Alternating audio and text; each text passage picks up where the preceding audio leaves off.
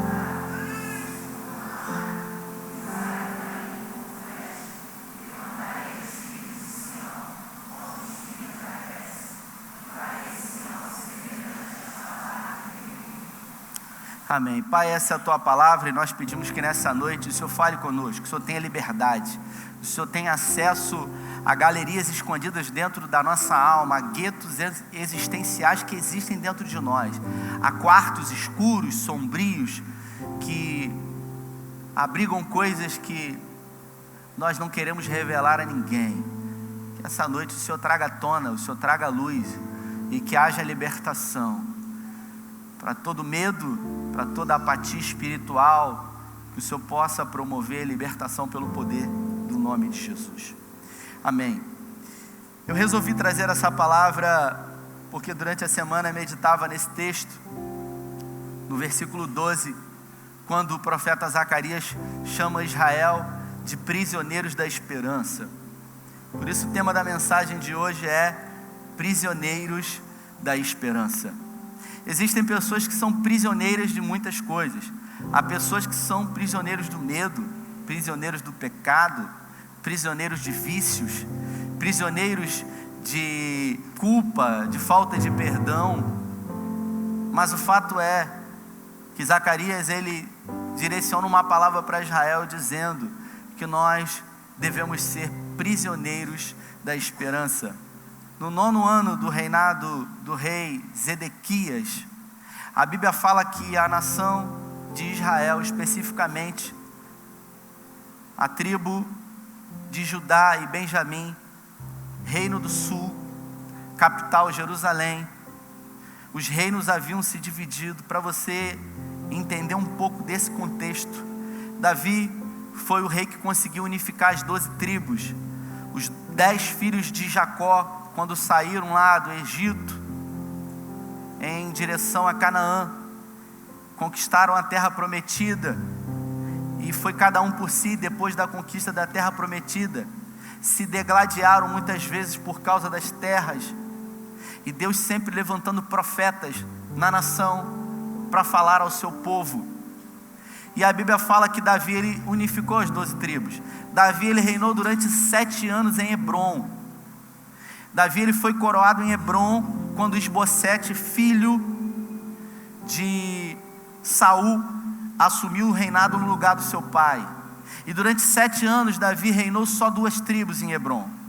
Isbosete reinou as outras 10 tribos. E somente depois desses 7 anos Davi conseguiu promover a união das 12 tribos de Israel. E a Bíblia fala que ele foi o único rei que fez esse feito. Abaixa o retorno um pouquinho para mim, por favor. Depois que Davi morreu, Salomão assumiu o seu trono. E Salomão, ele tinha um grande desejo no seu coração, que era construir o templo ao Senhor. E esse templo, ele foi um templo muito custoso, porque envolveu muito ouro, muita prata, muito cedro, que foi importado de fora, do Líbano. Então, Salomão ele colocou altíssimos impostos para a nação de Israel, e depois que ele morreu, o seu filho, Roboão, assumiu, e ao invés de aliviar a carga tributária que seu pai havia feito, dando ouvido aos conselheiros do seu pai, conselheiros de Salomão, disseram para o seu filho: olha, a nação de Israel pouco tem para comer, o seu pai foi muito pesado com a sua mão. Ele resolveu ouvir os seus próprios conselheiros. Ele pegou amigos que foram criados com ele, e ele levantou esses amigos como conselheiros. E esses amigos disseram para ele: se seu pai foi opressor, você tem que ser muito mais, porque o seu pai não pode se comparar a um dedo em opressão do que você é. Pode abaixar um pouquinho o retorno, por favor, aqui? Se alguém puder ir lá, está muito ruim aqui. E aí a Bíblia fala que ele precocemente deixou de reinar. Depois que Salomão assumiu, o seu filho assumiu o trono, as 12 tribos elas foram divididas. 10 tribos para um lado e 2 tribos para o outro. E o povo de Deus começou a se afastar do Senhor, começou a se desviar dos caminhos do Senhor. E a Bíblia fala que as dificuldades foram muitas, e Deus sempre levantando profetas para sinalizar ao seu povo. Até que, depois de algumas profecias declaradas pelo profeta Isaías, por exemplo, pelo profeta Jeremias, que o povo estaria novamente sendo levado a um exílio na Babilônia. E agora esse povo estaria sendo subjugado durante 70 anos na Babilônia. E aqui a gente vê o profeta Zacarias declarando uma palavra, uma profecia no fim desses 70 anos.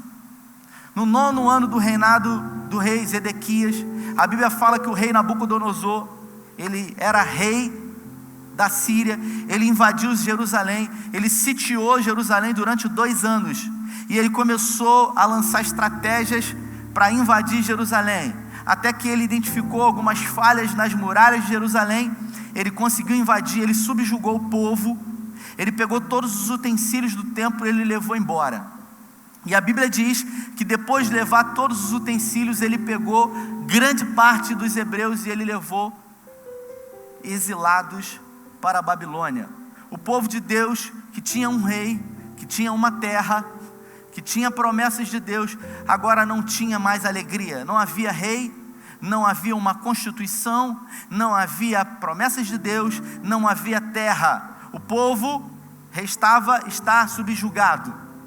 E a Bíblia fala no livro de Jeremias que o povo ele se prostrou, que o povo, ao chegar na Babilônia, ao invés deles começarem a pelo menos viver aquele tempo de dificuldade, entendendo que esse tempo duraria por 70 anos, porque haviam profecias que declararam isso, o povo simplesmente começou a esperar a morte.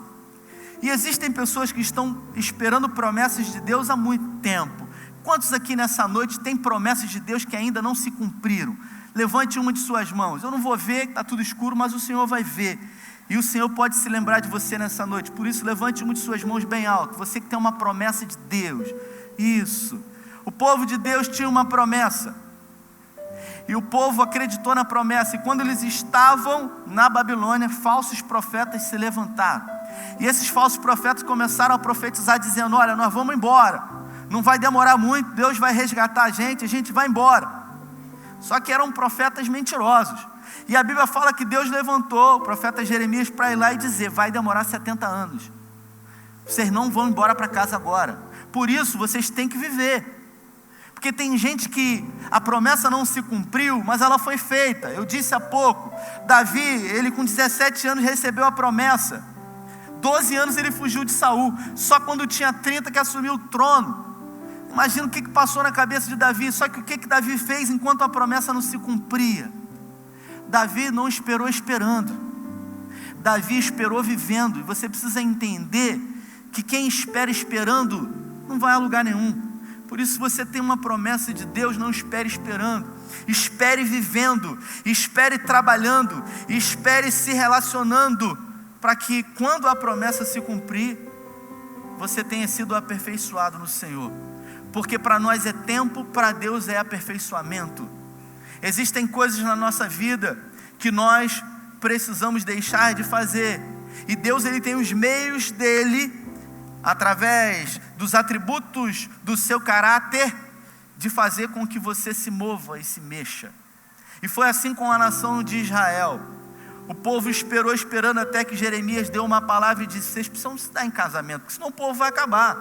Vocês precisam se casar, não com as mulheres estrangeiras. Vocês precisam construir a casa de vocês. Vocês precisam ter sonhos aqui, porque depois de 70 anos vocês vão embora, mas até lá vocês têm que ficar por aqui. E eles começaram a se relacionar, começaram a construir casas, até que no reinado do rei Ciro houve uma liberação para que eles retornassem. Mesmo estando subjugados à Babilônia, eles foram liberados para voltar para Jerusalém e construir o templo. E a Bíblia diz que eles retornaram a Jerusalém com alegria no coração. E depois de se acomodarem em Jerusalém, eles levantaram um altar de adoração no lugar onde o templo estava construído. Lembrando que o rei Nabucodonosor havia destruído o templo. E o templo, para os judeus, eles representam fortaleza. Assim como no Salmo 46, que há 2 semanas atrás eu preguei aqui, que declara: o Senhor é refúgio e fortaleza nos tempos de tribulação e de angústia. Para os judeus, o templo do Senhor representa refúgio e fortaleza. Eu tive em Israel em agosto e tive a oportunidade de ir no muro das Lamentações. E ao presenciar no muro, eu fiz isso num vídeo nos stories, tinha muita gente orando. Tinham muitos judeus lá, mas uma quantidade absurda de gente, parecia um formigueiro. E eu cheguei perto do muro e tinham muitos judeus encostados no muro, e eles ficavam chorando, muitos deles chorando, balançando a cabeça, chorando, falando coisas. E eu cheguei para o Gui e eu perguntei: por que eles estão chorando? O que aconteceu? Por que eles estão chorando? E eles ficam, sabe, num bramir de pranto, de tristeza da sua alma. Eu fiquei comovido com aquilo. E o guia disse para mim: eles estão chorando porque eles não têm um templo para adorar. E eu falei: gente, por que eles não constroem um outro templo? Você já viu naquelas fotos? Quando fala-se de Israel, tem uma cúpula dourada, né? Que é chamado do Domo da Rocha. O que é aquilo ali? Aquilo ali representa o marco zero do centro da terra. Quando Deus olhou a terra de cima, aquilo ali é o centro de todas as coisas. Por isso ele enviou o filho dele no centro da terra. Foi na Palestina de hoje, foi em Israel de hoje, em Jerusalém. E ali especificamente embaixo daquele domo da rocha, ali é uma montanha, né? O Monte Moriá está ali. Davi comprou aquele monte quando ele resolveu construir o templo. E exatamente naquele lugar ali, embaixo daquele domo da rocha dourado, tem uma pedra. Que pedra é essa? Essa pedra foi o lugar onde Abraão, quando saiu lá do Iraque e atravessou todo o deserto e levou o seu filho ali no Monte Moriá, e foi em cima daquela rocha que ele colocou Isaac e ia oferecer sacrifício ao Senhor. Foi ali. E exatamente ali, depois que Salomão construiu o templo, foi ali, em cima daquela mesma pedra, que Salomão colocou a Arca da Aliança. Aquele lugar representa o Santo dos Santos, onde Deus se revelava. Só que esse lugar hoje, depois das guerras que houveram, é um território muçulmano. Os judeus, eles não podem chegar. Por isso o lugar mais perto que eles podem chegar é no muro. Por isso eles oram no muro, porque eles não têm acesso. E quando eu estive lá em Israel, se lamentava a derrubada por 2 vezes do templo. E naquele dia, foi em agosto, houve uma invasão. Na esplanada, naquele espaço ali, os judeus, eles tentaram entrar. E aí houve um conflito ali eu estava no Monte das Oliveiras, do outro lado, tem um vale no meio. O Jefferson estava lá comigo e mais alguns irmãos. E aí tem um lugar que a gente consegue ver com uma luneta. Eu estava do outro lado e de repente bombas, cavalaria começou a entrar. Irmãos, eu falei: gente, vou morrer aqui, é um atentado. Você já vai para um país desse, Um monte de gente falando na sua cabeça, é atentado, é um não sei o quê, no aeroporto é uma luta, parece que você está com droga na mala. Eu falei, meu Deus, será que alguém botou alguma coisa aí? Porque leva você de um lado para o outro. Eu não falo inglês, irmãos. Eu falei, no speak English, no. Aí vem falando, eu acho que ele fala assim, eu vou falar inglês para ver se ele sabe alguma coisa. No. Aí, para dificultar ainda, a pessoa fica insistindo. Aí você tenta falar no português, não falo inglês, não. Aí você só letra, não falo, não consigo. Vergonha, gente. Minha esposa está ali, professora de inglês, né? Minha cunhada está aí com o William também. Fui visitá-los nos Estados Unidos, eles vieram para o Brasil, eles têm uma casa lá nos Estados Unidos. E aí me lembro que fui botar gasolina no posto, né? E aí, irmãos, depois de uns 15 dias lá nos Estados Unidos, um dia, já tinha colocado várias vezes combustível, aí fui colocar, aí peguei a nota de $20, cheguei para a pessoa lá e falei assim, eu estava num Jeep, estava num carro azul, falei, como sempre fiz, Jeep Blue, full. E eu tinha tido uma experiência ruim no parque. A pessoa perguntou não sei o que. Eu falei, yes, deu ruim. Me deu um negócio que eu não pedi, tive que comer. Falei, não vou falar mais yes. E aí, quando chegou ali, a pessoa não sei o que. Aí eu falei, não vou falar yes. Falei, não sei, não falo. Aí, fila, o pessoal começou a reclamar, uma confusão. Eu ali, gente, gasolina, pelo amor de Deus, gasolina, você fica nervoso. De repente eu escuto uma voz dentro da conveniência, quer uma ajuda aí, amigão? Meu Deus, um brasileiro, meu amigo está no Facebook, até hoje a gente se fala. Falei, rapaz, me ajuda aqui, cara, que luta, fala com esse cara aqui. Aí o cara falou, o que você quer, não sei o que, aí ele não sei o que, ok. Falei, tô falando, cara, é muito ruim, mas você não falar, por isso você é novo, faz um curso de inglês para você não passar sufoco. Foi uma luta. E aí esse conflito, bomba mesmo. Eu falei, meu irmão, está tendo um atentado. Cheguei pro guia, falei, vim para cá para morrer, cara. Pelo menos eu vou morrer em Israel. Meu Deus. Aí o guia foi, pegou, irmãos, coisa de cinema. Parece, passou uma van, entrou câmera, a principal emissora de televisão começou a filmar ali na nossa frente. Eu falei, meu Deus. Aí eu peguei o celular, irmãos, de verdade, eu não postei, que eu fiquei com vergonha. Fiz um vídeo sensacionalista, estamos aqui no meio da guerra, meu Deus. Falei, cara, que doideira. Aí o irmão falou assim, vai postar isso? Eu falei, vou não, cara, que vergonha. Difícil. Israel é um país incrível, uma atmosfera absurda. Eu disse para minha esposa, eu tive lá, irmão, fiquei uma semana em Israel. Eu não sou de Israel, fui em Israel, fiquei 5 dias lá, foram dias espetaculares. Mas vira e mexe eu me pego em casa com saudade de um lugar que parece que é a minha casa. É um negócio que não dá para explicar. E eu falei para Carla, eu estou com saudade de Israel como se fosse a minha casa. Eu fui lá, fiquei 5 dias. Como alguém sente saudade, alguém sente saudade de casa, de um lugar que foi 5 dias. Porque é um lugar diferente. Eu falei para ela, eu vou voltar para Israel, não tem como. E se você quiser ir comigo, é só você falar, pai, preciso ir, manda provisão, que ele vai abençoar a sua vida e você vai poder estar lá. É um lugar diferenciado. E ali, naquele lugar, hebreus, eles começaram a construir o templo. E durante 2 anos, depois de muito sacrifício e muitos esforços, eles levantaram os alicerces, até que houve uma intervenção através dos samaritanos, que odeiam os judeus até o dia de hoje. Eles interviram para que as obras fossem paralisadas, e as obras ficaram paralisadas durante 16 anos. E depois de 16 anos, agora em casa, os hebreus, eles esmoreceram na fé.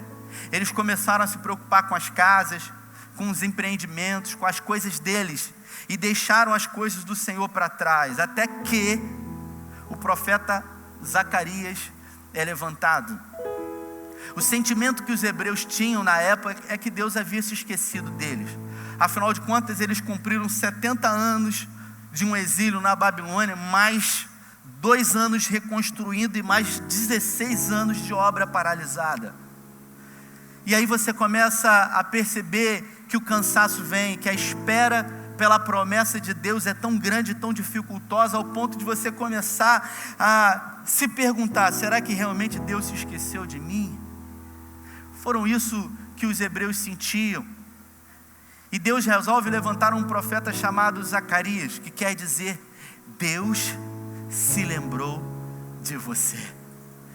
Deus resolve levantar esse profeta em meio a esse turbilhão de sentimento dos hebreus.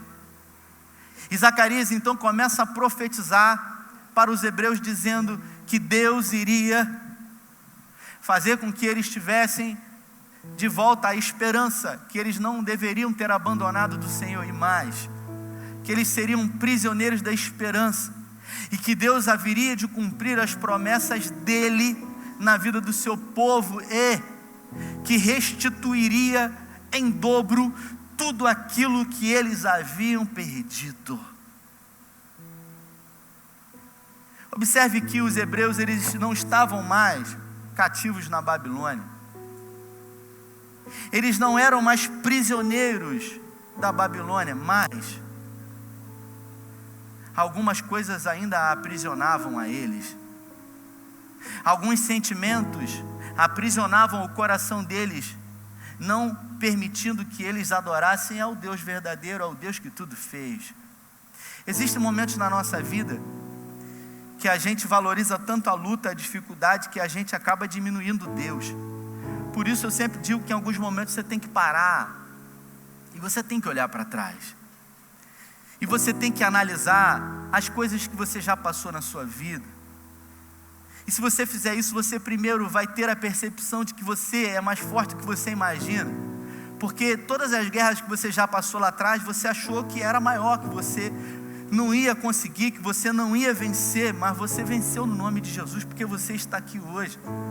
Você já parou para pensar que você venceu 100% das guerras que você enfrentou? 100% das batalhas que você enfrentou, você venceu, porque você está aqui hoje. Você não morreu. E você está achando que essa luta, essa dificuldade vai matar você. Você está achando que é o seu fim, porque nós somos assim. Nós condicionamos a nossa fé naquilo que nós estamos vendo, nas circunstâncias, mas nós não fomos chamados para andar segundo as circunstâncias, nós fomos chamados para andar segundo a fé. Nós não fomos chamados para andar segundo aquilo que nós estamos vendo, ainda que o que estamos vendo não é aquilo que Deus prometeu, não importa. Se Ele prometeu, Ele é fiel e justo para cumprir. Se Deus prometeu, Ele vai cumprir, porque Ele é fiel. Em Apocalipse diz que dentre muitos nomes o seu nome é fiel. E agora ele se apresenta ao seu povo, dizendo: alegrem-se muito, cidade de Sião, exultem Jerusalém, eis que o seu rei vem a você, justo e vitorioso. Zacarias começa a apresentar um rei, um novo rei. Não um rei que governaria propriamente a nação como os reis antecessores. Zacarias, há 520 anos antes de Jesus, ele começa a profetizar e declarar um novo tempo, de um reinado que não terá mais fim. Zacarias começa a apresentar um rei, e esse rei, ele não se apresentaria montado num cavalo de guerra, ele não viria com um exército poderoso e com um poder majestoso bélico, não. Ele começa a apresentar um rei, e ele diz: e esse rei virá montado num jumento, num jumentinho, não num animal de guerra, mas num animal de carga, mostrando a humildade do Messias, mostrando a sua capacidade de ser humilde, mas também de ser poderoso. Ele apresenta o Messias, dizendo que esse rei entraria em Jerusalém e ele governaria sem fim. Depois, Levi, o publicano, também chamado como Mateus, que escreveu o Evangelho de Mateus, ele declara, dizendo que o seu reino não terá fim. No Evangelho de Lucas, quando o anjo chega para Maria e diz para ela que ela estava grávida do Messias, e que o nome dele seria Maravilhoso Conselheiro, Príncipe da Paz, e que o reino dele não teria fim. Maria chega e diz: mas isso é impossível. Porque todas as vezes que nós estamos diante de luta, de dificuldade, de prova, de tribulação, e alguém diz que vai acontecer, você até quer que aconteça, mas é difícil acreditar. Sabe por que é difícil acreditar? Porque os seus olhos não estão vendo, e nós somos condicionados a acreditar segundo aquilo que a gente vê. Por isso Maria perguntou: como pode suceder isso? E no versículo 37 ele diz para ela: porque para Deus nada é impossível. Então, se você tem uma necessidade diante de Deus, se você tem uma promessa de Deus e ela não se cumpriu, você não sabe o que fazer, você já perdeu a esperança, você deixou de ser prisioneiro da esperança, eu quero dizer para você, você precisa de uma coisa: você precisa voltar a crer. Porque a única coisa que você vai conseguir fazer, não acreditando, é desagradar a Deus. Porque a Bíblia fala que sem fé é impossível agradar a Deus. Se sem fé é impossível agradar a Deus, uma vez que eu tenho fé, eu agrado a Ele. No Evangelho de Marcos, no capítulo 9, no versículo 23, quando um pai estava com uma impossibilidade diante de Jesus e o seu filho, já tinha levado a todos da época, médicos da época, pessoas que poderiam rezar, sacerdote, e ninguém pôde fazer nada. Ele levou até os discípulos. Marcos no capítulo 9 é aquela passagem que Jesus estava no Monte da Transfiguração, ele, Pedro, Tiago e João, e a Bíblia fala que os discípulos estavam no pé do monte, e o pai leva o menino, que tinha ataque epilético, e quando o menino chega lá com Jesus, ele tem ataque epilético. Aí Jesus chega e fala: o que está acontecendo? Aí o pai fala assim: eu trouxe meu filho para os seus discípulos orarem, repreender esse espírito, mas eles nada puderam fazer. Aí Jesus chega para ele, no capítulo 9, no versículo 23, e dá a receita do milagre para ele. Jesus chega para ele e fala o seguinte: se tu creres, tudo é possível ao que crê. Se você crê nessa noite, tudo é possível ao que crê. Só que se você for como o pai daquele menino, que já não tinha mais certeza de nada, sabe? Porque sabe quando tanta gente promete coisas para você e não cumpre? Sabe quando a decepção, ela é tão forte? Sabe quando o tempo de luta e de dificuldade, ele é tão intenso na sua vida, que você não tem nem força mais para acreditar que a situação vai ser revertida? Quantas pessoas hoje estão assim? Ontem eu conversava com um homem, passou um momento muito difícil na vida dele, quase morreu, e por obra de Deus, ele não morreu. Deus deu a oportunidade dele viver.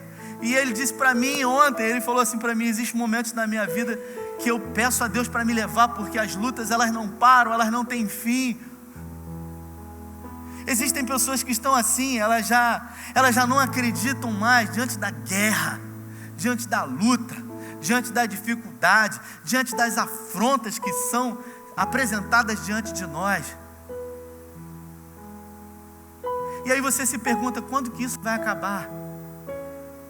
A sensação que muitas pessoas têm é que ficam como aquele cara que há tempos atrás aparecia lá no Domingão do Faustão, com umas varas, com um prato que fazia assim e rodava, e depois vinha nessa, quando chegava na última, a primeira já estava caindo. Você fica tentando equilibrar as contas a vida inteira, e você pergunta: até quando?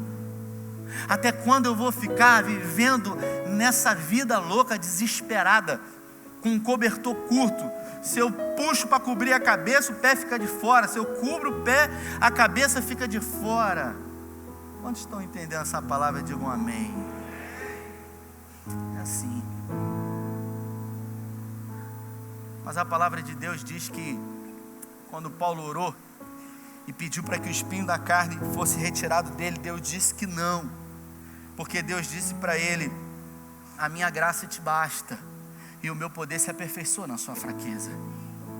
Isso quer dizer que a graça de Deus, ela é suficiente. Você é mais forte do que você imagina.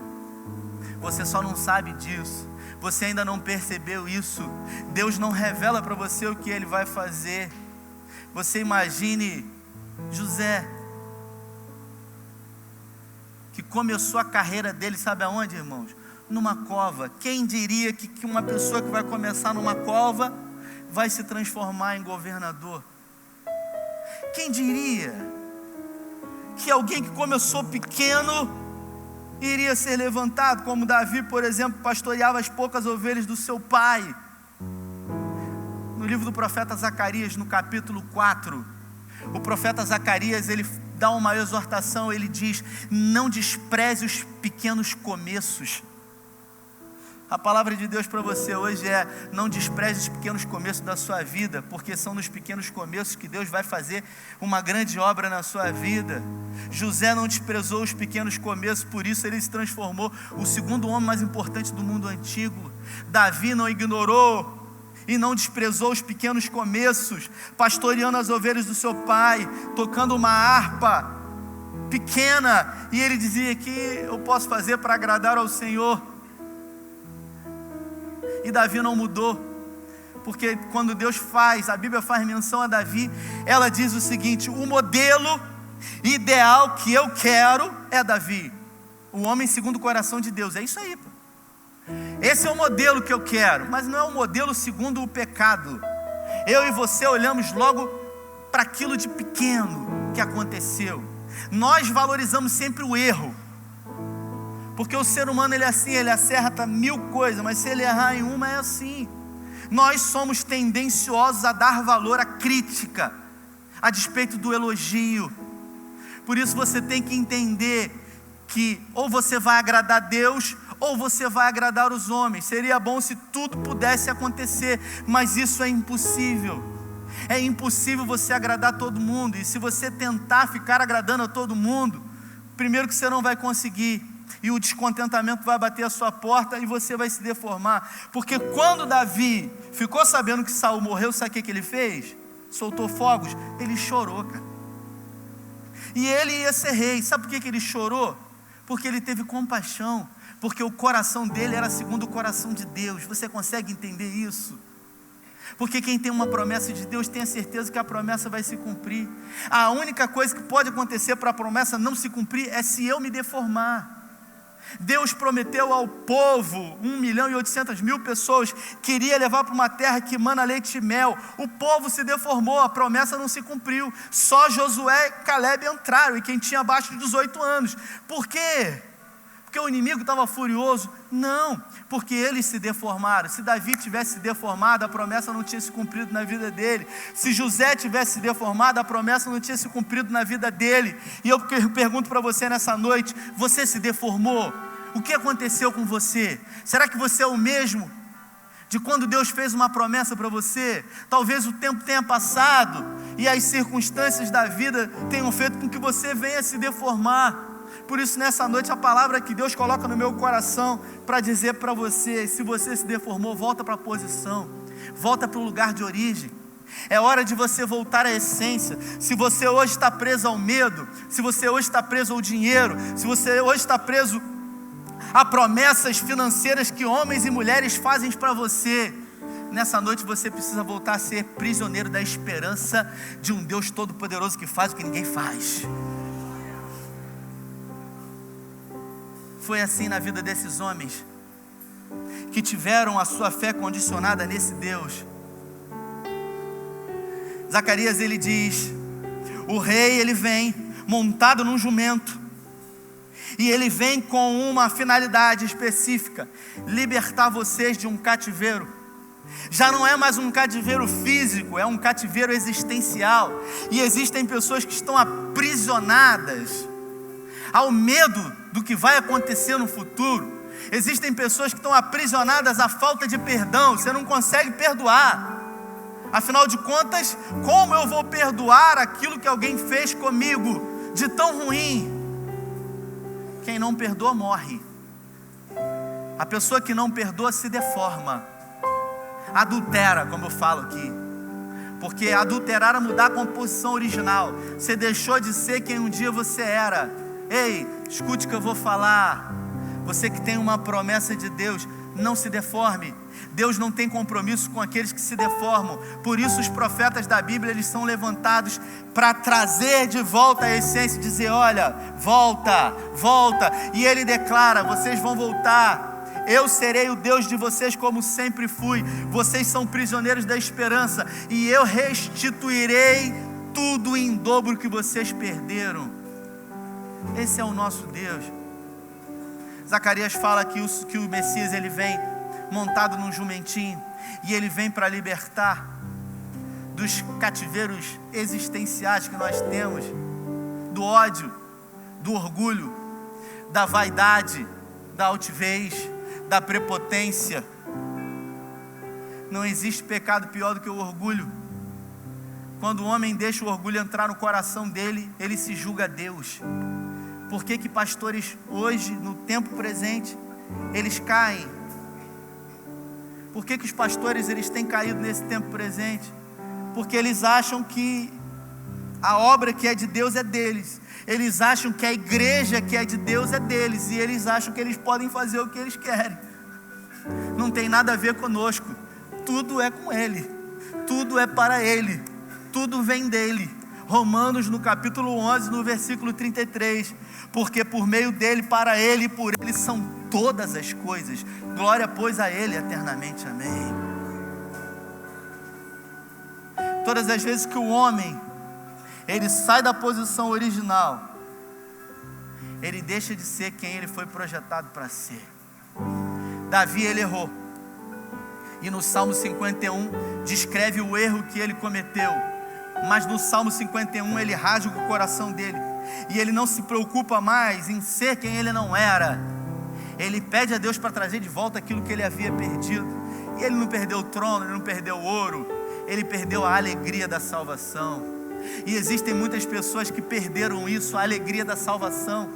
É a certeza de que Deus em Cristo, não importa o que aconteça, não importa a dificuldade, sempre, não é às vezes, não é de vez em quando, sempre nos conduzirá em vitória, em triunfo. Porque Ele é o nosso Deus. Ele faz o que ninguém faz. E Ele diz que pegará o arco e lançará os filhos dele com o destino certo. Deus quer fazer isso na sua vida. Um dia você vai morrer e os seus filhos vão herdar tudo que você tem. Eu não estou falando de coisas tangíveis, mensuráveis.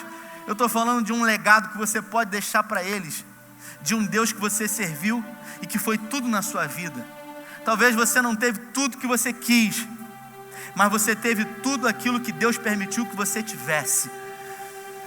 Salomão, num determinado momento da sua vida, ele falou: não me dê muito, para que tendo muito eu me afaste de ti, eu me soberbeça e me esqueça do Senhor. Aí ele fala também: não me dê o pouco, porque tendo pouco eu profane o nome do Senhor. Me dê a porção necessária todos os dias. Tem gente que não pode ter muito. Tem gente que não pode ter muito, porque se tiver muito vai embora. Escute o que eu vou falar: quem conhece o seu coração é Deus. Quem conhece o seu coração é Deus. Por isso que Davi tinha uma harpa e dizia: o que eu posso fazer para agradar o Senhor? Quando ele tinha o poder na mão dele, ele disse: o que eu posso fazer para agradar o Senhor? Alguns dizem: quer conhecer o homem, faz o quê? Você quer conhecer mais, tira, para você ver quem é. E Davi, com trono, sem trono, tudo que ele queria agradar o Senhor. Por isso que Deus diz: modelo segundo o meu coração é você. Porque não é o que você faz, é quem você é dentro. É quem você é quando você está comigo. Por isso, quando a arca entrou e ele viu a presença do Senhor entrando, um temor e uma alegria dominou o coração dele, ao ponto dele tirar o manto e ele dançar, ele saltar, ele pular, ele se alegrar na presença do Deus dele, do Deus que realizou promessas na vida dele, do Deus que olhou para ele quando ele não tinha nada, e olhou para ele e falou: você é um improvável, mas na sua vida vai acontecer uma revolução de um improvável. Esse é o nosso Deus. Mas para isso, irmãos, nós precisamos voltar à essência. Nós precisamos entender que tem muito mais a ver com o nosso coração do que propriamente com a obra das nossas mãos. Não é o que você faz, é a motivação que você faz. Não é o dinheiro que você coloca na igreja, é a motivação que você tem. No outro dia uma pessoa perguntou: por que você vive querendo fazer obra? Eu falo: porque eu quero agradar o coração de Deus, porque eu quero deixar um legado de uma igreja para os meus filhos, de uma igreja relevante. Por que você tem falado tanto no nome da instituição? Porque a instituição foi criação de Deus. Deus criou duas: a família e a igreja, só duas. As pessoas que são de igrejas centenárias, elas têm um apego a isso. A pessoa vem de uma cidade, vai para outra, e quando ela vai para outra, sabe o que ela procura? A instituição de onde ela veio. E eu tenho me esforçado em resgatar isso no seio de Cabo Frio, porque essa igreja é uma igreja que tem história. Eu quero deixar uma igreja para os meus e para os seus filhos, com um legado de uma igreja que ama a Deus e que serve ao próximo. Generosidade verdadeira, irmãos, escute essa frase, não é minha. Generosidade verdadeira é fazer por alguém aquilo que esse alguém jamais saberá. Generosidade verdadeira é fazer por alguém o que esse alguém jamais saberá. Eu queria que você se colocasse de pé.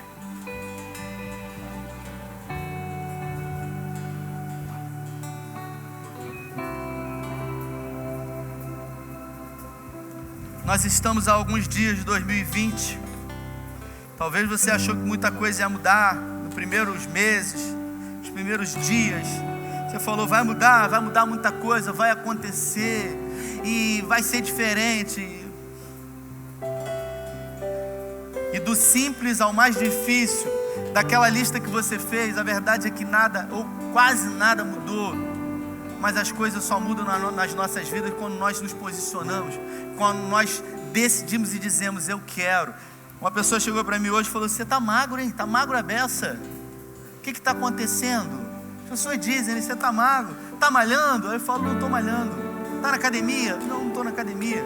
Mas por que você está magro? Aí eu brinco: depressão.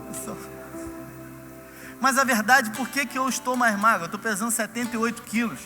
Por que eu estou mais magro? Porque eu tive um problema na perna aqui, né? Eu tive um problema aqui. Aí eu tive um problema nessa perna. Aí 1 ano e meio depois eu tive um problema nessa. Quase precisei operar. O médico falou: rapaz, você é muito novo. 36 anos eu tinha. Depois, quase 39. E aí um tempo pra cá, um tempo atrás, eu comecei a sentir dor do mesmo jeito como foi, sabe? Só que eu me lembrei que quando eu fui no médico e tratei as duas pernas, ele falou pra mim assim: você não é gordo, mas você tem que emagrecer, cara. Porque gordura não é saúde. A gente tem que ter o peso ideal segundo a nossa altura. Aí ele falou pra mim assim: eu falo isso pra muita gente, mas ninguém dá importância. Se você ouvir isso que eu estou falando, você vai viver melhor. Você acha que eu ouvi o que ele falou? Não ouvi, porque eu passei um longo período de tempo e depois começou a doer de novo. Eu falei: meu Deus, será que eu vou ter que operar? Vou ter que andar de muleta? Aí eu falei: cara, eu tenho que tomar vergonha na cara. Tem que tomar vergonha na cara. Aí eu comecei a fazer uma reeducação alimentar. Eu falei: cara, não vou num nutricionista, eu vou parar de comer, cara. Eu preciso parar de comer. Zé Roberto tá ali, ó, emagreceu, tá fininho. Aí eu falei: Zé, o que houve, Zé? Tá doente? Tá mais magro? Ele falou: meu irmão, eu não aguento as dores que eu tenho sentido na coluna. Eu decidi. Só que eu não decidi em 20 de janeiro, irmãos. Eu já estou há 1 ano e meio nessa. Perdi 10 quilos, estou 1 ano e meio lutando. É fácil? Não é, meu irmão. Você está num churrasco, porque crente gosta de comer, e chama, e casamento, não sei o quê. Aí vem Coca-Cola, aquele negócio gelado, né, cara? Rapaz, Coca-Cola é coisa do cão, irmão. Aquilo ali é tentação. O irmão disse que vai ter o céu, que o céu é lugar de delícia. Coca-Cola é uma delícia. É difícil, irmãos. Aí fala assim: você tem uma água? Não tem, só tem refrigerante. Aí você fala assim: vou tomar, né? Só hoje. Vai nessa para você ver, meu irmão. É todo dia que você tem que decidir, cara. Tem uma canção do Taj, não precisa cantar ela não, que diz: todo dia o pecado vem.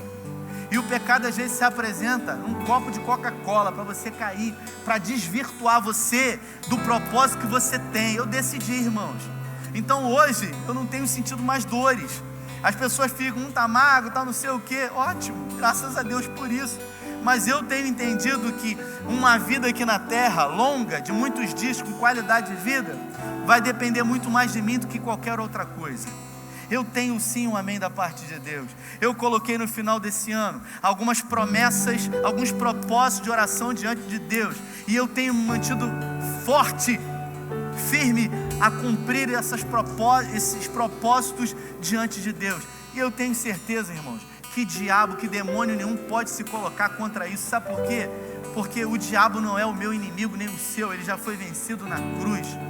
O nosso inimigo somos nós mesmos. Por isso, se eu vencer a mim mesmo, eu tenho a vitória, porque Deus já declarou sobre a minha vida. Eu queria orar por você, ainda no seu lugar. Você que ouviu essa palavra e não tem sido prisioneiro da esperança. Você tem sido prisioneiro de muita coisa, menos da esperança de que Deus faz, realiza na sua vida. Eu queria que você colocasse uma de suas mãos no seu coração, no seu lugar.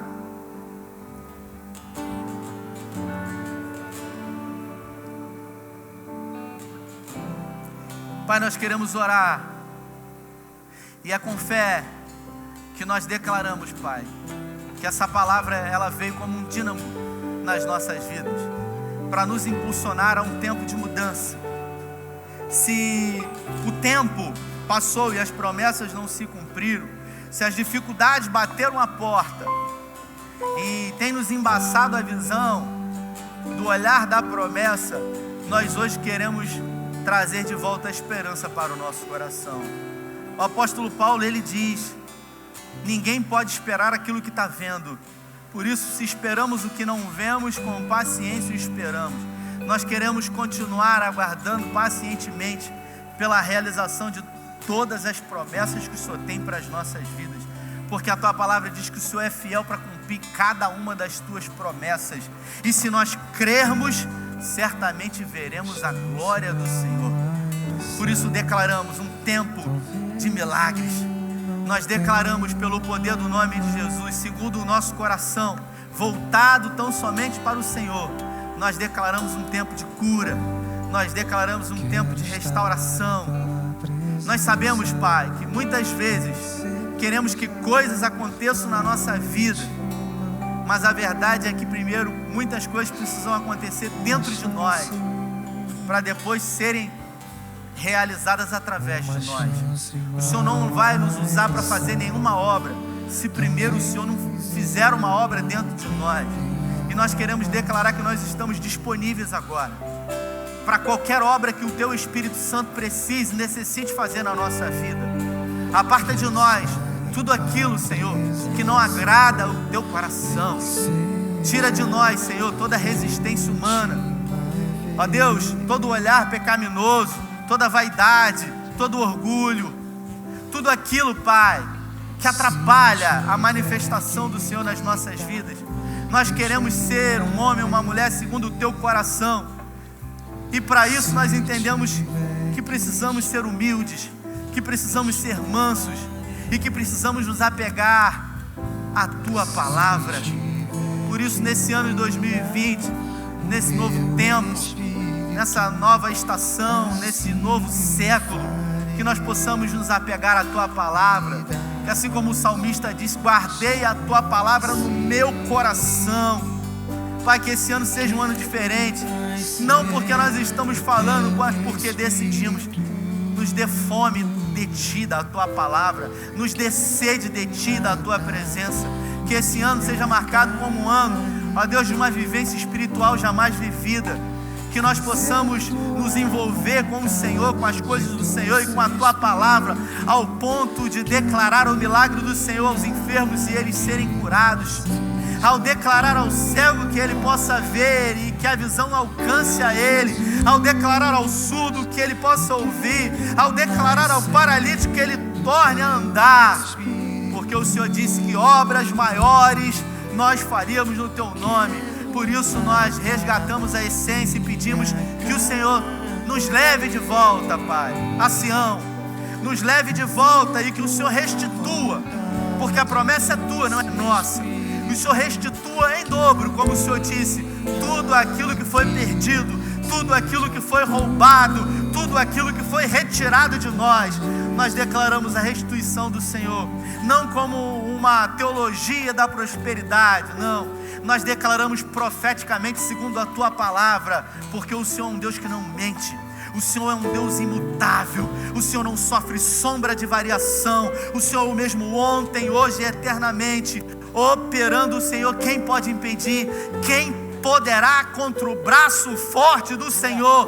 Ninguém pode contra o Senhor. E o Senhor é um Deus que nos amou primeiro ao ponto de entregar aquilo que o Senhor tinha de melhor. Por isso nos apropriamos, por isso nos posicionamos e declaramos 2020 o ano do maior romper da história das nossas vidas, o melhor ano da história das nossas vidas. Nós declaramos que nesse ano os nossos filhos viverão um nível de intimidade na Tua presença jamais vividos, que os nossos filhos conhecerão o Senhor com um nível de intimidade profundo. Os nossos filhos viverão coisas que nós não vivemos, porque o Senhor é um Deus que promete e cumpre toda a palavra que prometeu. Nós declaramos a paz que excede todo entendimento. Nós declaramos a alegria que não é efêmera e passageira. Nós declaramos a verdadeira alegria. Nós declaramos a verdadeira paz. A minha paz eu vos dou, não vou lá dou como o mundo dá, porque no mundo tereis aflições, mas tem de bom ânimo, eu venci o mundo. Nós declaramos, Pai, uma renovação da nossa mente. Nós declaramos uma restauração total nas nossas vidas, no nosso casamento, na nossa área espiritual, na nossa área emocional, na nossa área financeira. Nós nos colocamos diante do Senhor e pedimos que o Senhor realize, que o Senhor opere, porque a Tua palavra diz que Teu é o operar e o realizar nas nossas vidas. Essa é a nossa oração, agradecidos por tudo no nome de Jesus. Você pode aplaudir a Ele.